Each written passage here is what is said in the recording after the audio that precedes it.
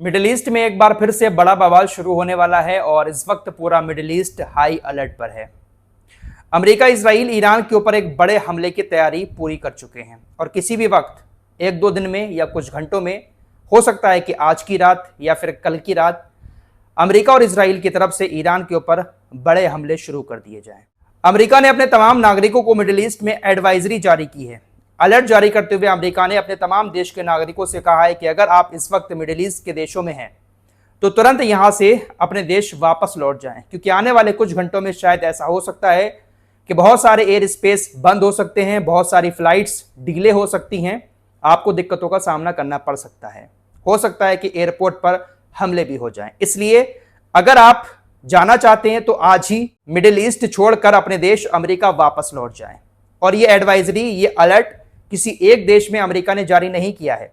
Oman, Iraq, UAE, Qatar, Israel, Jordan, मिस्र, Saudi अरब, Bahrain और Kuwait, इन तमाम देशों में अमेरिका की जो एम्बेसी बनी हुई है उस एम्बेसी से अलर्ट अपने देश के नागरिकों के लिए जारी किया गया है। अमेरिका से भी बहुत सारे लोग मिडिल ईस्ट के देशों में घूमने आते हैं, तो जो लोग इस वक्त वहां पर मौजूद हैं तुरंत अमेरिका वापस चले जाएं। अमेरिकी मीडिया के मुताबिक डोनाल्ड ट्रंप ने अपने देश की सेना को आदेश दे दिया है। बेंजामिन नेतन्याहू के साथ मिलकर अमेरिका की सेना ईरान के ऊपर एक बार फिर से बड़े हमले शुरू करेगी। अमेरिका और इजराइल का मकसद ईरान के इंफ्रास्ट्रक्चर को नुकसान पहुंचाना है, क्योंकि अभी भी समुद्र के अंदर ईरान अपनी पकड़ मजबूत करके बैठा है। इसी वजह से अमेरिका एक बार फिर से ईरान के ऊपर बड़े हमले की तैयारी कर रहा है। हो सकता है कि 24 से 48 घंटे के अंदर ही ये बड़े हमले शुरू कर दिए जाएं। आईआरजीसी की जो सुरंगें हैं, जिन सुरंगों से आईआरजीसी मिसाइलों को लॉन्च करता है, अमेरिका इजराइल ने बहुत सारे हमले किए, लेकिन मिसाइल ठिकाने अभी भी ईरान के सुरक्षित हैं। जमीन के अंदर बनी हुई सुरंगों से ही ईरान की सेना मिसाइलें लॉन्च करती है और उन मिसाइलों से अमेरिका के बेस तबाह हो रहे हैं। अमेरिकी मीडिया की रिपोर्ट्स के मुताबिक बेंजामिन नेतन्याहू और डोनाल्ड ट्रंप उन्हीं जमीन के अंदर बनी हुई सुरंगों के दरवाजों को तहस नहस करने का प्लान बना रहे हैं। ईरान की जो सुरंगें हैं वो पहाड़ी के नीचे इतनी गहराई में बनी हुई हैं कि अमेरिका का बंकर बस्टर बम तक वहां तक नहीं पहुंच पा रहा है। इसीलिए अमेरिका और इजराइल ये प्लान कर रहे हैं कि सुरंगों में जाने वाला जो रास्ता है, जो ऊपर ही बना हुआ है, उस रास्ते पर हमले करके उसको बंद कर दिया जाए, ताकि आईआरजीसी के लोग सुरंगों तक ना पहुंच पाएं। जब आईआरजीसी के लोग सुरंगों तक नहीं पहुंचेंगे तो वहां से मिसाइलें भी लॉन्च नहीं हो पाएंगी। लेकिन इससे पहले भी ऐसा हो चुका है। ये जो जंग शुरू हुई 28 फरवरी से, इस दौरान भी अमेरिका ने बहुत सारे मिसाइल ठिकानों के दरवाजों को, एंट्री गेट को तबाह किया। लेकिन कुछ ही देर के बाद, कुछ ही घंटों में या कुछ ही दिनों में ईरान ने तमाम सुरंगों के एंट्री गेट से मलबा हटाकर एक बार फिर से रास्ता तैयार कर लिया और वहां से दोबारा से मिसाइलें लॉन्च करना शुरू कर दी। तो उन्हीं एंट्री गेट्स को निशाना बनाने का प्लान ट्रंप और नेतन्याहू का है। साथ ही साथ अमेरिकी मीडिया यह भी कह रहा है कि ट्रंप ईरान के इंफ्रास्ट्रक्चर पर हमले करके ईरान को घुटने टेकने पर एक बार फिर से मजबूर करना चाहते हैं। एक आखिरी दांव ट्रंप की तरफ से चला जा रहा है, ताकि जो 60% यूरेनियम है वो यूरेनियम भी ईरान अमेरिका को दे दे। अमेरिका ईरान के ऊपर यह हमला चारों तरफ से करेगा। हवाई हमले भी होंगे, समुद्र से भी हमले होंगे, MQ-9 रीपर ड्रोन का इस्तेमाल भी किया जाएगा। हर तरफ से ईरान के ऊपर हमले की तैयारी ट्रंप और नेतन्याहू ने कर ली है और किसी भी वक्त यह खबर आ सकती है कि अमेरिका इजराइल ने ईरान के ऊपर हमले कर दिए। ईरान भी हाई अलर्ट पर है। ईरान ने भी चेतावनी दे दी है कि अगर जरा सा भी उल्लंघन अमेरिका और इजराइल करते हैं तो ईरान ने भी कह दिया है कि हमने भी इजराइल के अंदर टारगेट सेट कर रखे हैं, हमारी मिसाइलें डायरेक्ट इजराइल के अंदर गिरना शुरू हो जाएंगी। साथ ही साथ ये अरबी देश भी अगर अमेरिका इजराइल का साथ देते हैं इस हमले में तो वहां पर भी हमारी मिसाइलें गिरना शुरू होंगी। हमने तैयारी पूरी कर ली है, बहुत सारी मिसाइलें हैं हमारे पास, लॉन्च होने के लिए तैयार हैं। आप हमला करोगे तुरंत उसका पलटवार ईरान की तरफ से किया जाएगा। दरअसल डोनाल्ड ट्रंप इसलिए बिलबिला रहा है क्योंकि अभी भी स्ट्रेट ऑफ हॉर्मुज में ट्रंप की सेना ईरान का कुछ नहीं कर पाई है। लगातार ईरान जहाजों पर हमले कर रहा है, लेकिन अमेरिका ईरान को रोक नहीं पा रहा है। पिछले 24 घंटे का समुद्र का शिपिंग डेटा सामने आया है। अमेरिका ने ओमान के साथ मिलकर समुद्र में जो रास्ता बनाया है, पिछले 24 से 48 घंटे में एक भी जहाज उस रास्ते से नहीं गुजरा है। सबको ईरान के हमलों का डर है, क्योंकि परसों ही तो ईरान ने 2 जहाजों पर हमला किया है। सबको डर सता रहा है कि अगर हम अमेरिका के बनाए हुए रास्ते पर जाते हैं तो ईरान हमारे ऊपर हमला कर देगा।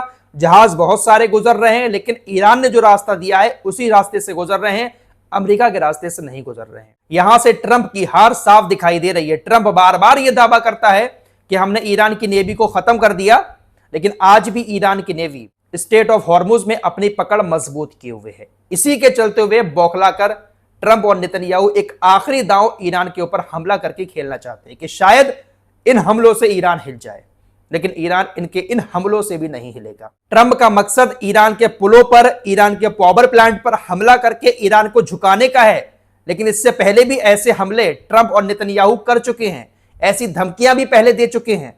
हमले तो होंगे दोस्तों, ये तो अब सच है, क्योंकि इन दोनों ने तैयारी पूरी कर ली है, लेकिन शायद इनके इन हमलों से भी ईरान के ऊपर कोई असर पड़ेगा नहीं। अमेरिका और इजराइल की तरफ से बातें बहुत बड़ी बड़ी की जाती हैं, धमकियां बहुत बड़ी बड़ी दी जाती हैं, लेकिन जब ईरान जैसा देश सामने आता है तो सारी धमकियां इनकी एक तरफ रखी रह जाती हैं। अमेरिकी मीडिया रिपोर्ट कर रहा है कि एक हफ्ते तक ये ऑपरेशन अमेरिका इजराइल मिलकर एक बार फिर से चलाएंगे। एक हफ्ते तक ईरान के ऊपर हमले करेंगे और ईरान को घुटने टेकने पर मजबूर करेंगे। देखते हैं क्या होता है। सऊदी अरब का कोई भी तेल का टैंकर लाल सागर से नहीं गुजर पा रहा है। पिछले कुछ घंटों में तकरीबन 6 तेल के टैंकर लाल सागर की बजाय अफ्रीका के रास्ते से होकर गुजरने की कोशिश कर रहे हैं। दोस्तों, स्टेट ऑफ हॉर्मुज और लाल सागर का एरिया पूरी दुनिया के लिए इसलिए बहुत ज्यादा जरूरी है क्योंकि मिडिल ईस्ट से जो तेल के टैंकर निकलते हैं ये एक शॉर्ट रास्ता है। अगर यूरोप जाना है किसी तेल के टैंकर को तो इस रास्ते से बहुत आसानी से कम टाइम में गुजर जाता है, लेकिन अगर यह रास्ता बंद है तो फिर अफ्रीका से होते हुए यूरोप पहुंचना होता है। सऊदी अरब का कोई तेल का टैंकर स्टेट ऑफ हॉर्मुज और लाल सागर की बजाय अगर अफ्रीका से यूरोप की तरफ जाता है तो तकरीबन 2 हफ्ते का ज्यादा टाइम लगता है। पूरे अफ्रीका का चक्कर लगाकर जहाज को आना पड़ता है जिसमें 2 हफ्ते का टाइम लगता है। अब जब 2 हफ्ते का एक्स्ट्रा टाइम लगेगा तो खर्चा भी ज्यादा आएगा। 2 हफ्ते का एक्स्ट्रा खर्च भी जहाज का बढ़ जाता है। इसीलिए स्टेट ऑफ हॉर्मुज और लाल सागर बहुत ज्यादा जरूरी है, मिडिल ईस्ट के लिए भी और दुनिया के और सारे देशों के लिए भी, क्योंकि ये एक शॉर्ट रास्ता है। आप लोग लगातार सुनते होंगे कि स्टेट ऑफ हॉर्मुज से ईरान टोल टैक्स वसूलने की कोशिश कर रहा है। तकरीबन एक जहाज से $20 लाख तक ईरान वसूलना चाहता है। कुछ लोगों को लगता होगा इतना मोटा पैसा ये जहाज ईरान को दे रहे हैं, इनका तो बहुत नुकसान होता होगा। नुकसान नहीं है, बल्कि $20 लाख देने में भी शिपिंग कंपनियों का फायदा है। $20 लाख देकर भी शिपिंग कंपनियां घाटा नहीं उठाती है, क्योंकि अफ्रीका से जब चक्कर लगाकर जहाज पहुंचेगा तो 20 लाख क्या, इससे 3-4 गुना ज्यादा पैसा खर्च शिपिंग कंपनियों का होगा। इसलिए $20 लाख देना उनको बहुत आसान लग रहा है। 15 दिन का एक्स्ट्रा टाइम, एक्स्ट्रा खर्च से ज्यादा बेहतर शिपिंग कंपनियों को $20 लाख लग रहे हैं, क्योंकि 15 दिन का खर्च जहाज का उठाना लाखों डॉलर खर्च होता है, इसलिए ईरान को वो देने के लिए तैयार है। वहीं ट्रंप दबाव बनाता है शिपिंग कंपनियों पर कि ईरान को टैक्स ना दिया जाए। फिलहाल अमेरिका और इजराइल ने जिस जंग को परमाणु हथियार को खत्म करने के नाम पर शुरू किया था, अब वो जंग स्टेट ऑफ हॉर्मुज को लेकर हो गई है। अगर ईरान ने स्टेट ऑफ हॉर्मुज बंद ना किया होता तो शायद अमेरिका अब हमले करता भी नहीं, अमेरिका जंग खत्म कर देता। परमाणु हथियार हासिल करना इनके बस की बात नहीं है। अमेरिका चाह रहा है कि ऐसे हमले किए जाएं ताकि ईरान मजबूर होकर स्टेट ऑफ हॉर्मुज खोल दे, लेकिन ऐसा शायद कभी होगा नहीं। देखते हैं कि आने वाले कुछ घंटों में या कुछ दिनों में क्या कुछ होता है। होगा तो जरूर, जिस तरह के हालात नजर आ रहे हैं। इस रिपोर्ट में इतना ही, कुछ और खबरों के साथ फिर हाजिर होंगे। अपना ख्याल रखिएगा। अल्लाह हाफिज।